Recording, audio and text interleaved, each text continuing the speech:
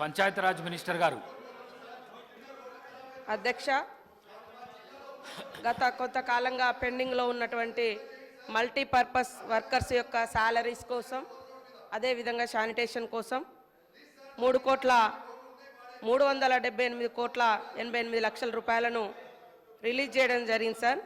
అదేవిధంగా మరి శాసనసభ్యులు ఎవరైతే రామచందర్ నాయక్ గారు, ఐలయ్య గారు, వంశీకృష్ణ గారు చెప్పినట్టుగా చాలా మారుమూల తండాలలో, గ్రామాలలో మరి ముఖ్యమంత్రి గారు కూడా గుర్తించి చెప్పినట్టుగా రోడ్డు రవాణా సౌకర్యం కానీ, విద్యుత్ కానీ, విద్యా వ్యవస్థ కానీ సరిగా లేనటువంటి మాట వాస్తవము.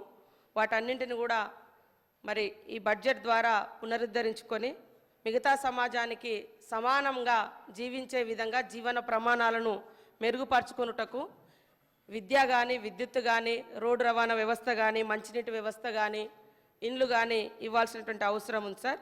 తప్పకుండా ఈ యొక్క బడ్జెట్ ద్వారా వాటిని పరిపూర్తి చేస్తామని తెలియజేస్తూ ఉన్నాము. అదేవిధంగా రెవెన్యూ గ్రామాలుగా మార్చుటకు సంబంధించి కూడా సంబంధిత రెవెన్యూ శాఖతోటి మరి ప్రభుత్వం కూడా ఇన్వాల్వ్ కావాల్సిన అవసరం ఉంది సార్. ఎప్పుడో ల్యాండ్ సర్వే 1936లో ఎప్పుడో అయింది సార్. అప్పుడు ఏర్పడ్డటువంటి రెవెన్యూ గ్రామాలు ఆ తర్వాత గ్రామ పంచాయతీలు పెరుగుతూ వచ్చినాయి తప్ప రెవెన్యూ గ్రామ పంచాయతీగా జరిగినటువంటి పరిస్థితి లేదు. కాబట్టి ఖచ్చితంగా రెవెన్యూ శాఖ వారితో మాట్లాడి ఇది నిర్ణయాలు తీసుకుంటాం సార్. నూతన గ్రామ పంచాయతీల డిమాండ్ కూడా ఉంది, ప్రభుత్వం దృష్టికి తీసుకెళ్ళి మరి దీని విషయంలో కూడా నిర్ణయం తీసుకుంటామని తెలియజేస్తాం.